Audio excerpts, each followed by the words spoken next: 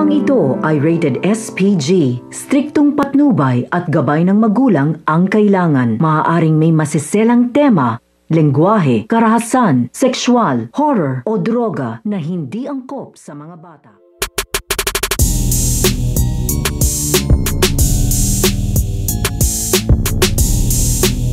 Unang pagkikita nito nga si Brian at ito nga si Regina.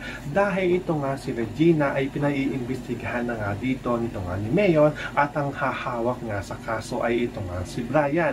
Kaya dali-dali nga dito inasikaso nito nga ni Brian upang makapunta na nga siya dito nga sa lugar o kung saan nga nagtatrabaho ito nga si Regina at pagbibigyan naman siya dito na makausap nga ito. At sa pagbukas nga nito nga ni Regina sa kanyang opisina upang makapasok nga dito ito nga si Brian ay nagulat nga dito ito nga si Regina dahil sa taglay nga nito nga ni Brian na makisig nga at gwapo nga dito. Kaya nga ito nga si Regina ay pinapasok naman na kaagad dito ito nga si Brian upang mapag-usapan na nga nila dito kung ano nga daw ba ang dahilan kung bakit nga daw ito nagpunta dito nga daw sa kanya. At pinaliwanag naman dito kaagad nito nga ni Brian ang kanyang pakay. Pero ito nga si Regina ay hindi nga daw ito natatakot sa isasampa nga daw sa kanyang kaso nito nga daw ni Mayor at handa nga daw siya ditong harapin ito dahil wala nga kamalay-malay ito nga si Brian na ito nga si Regina ay isang abogado nga rin ito. So pakakaabangan nga natin dito ang unang pag-uusap at ang unang pagkikita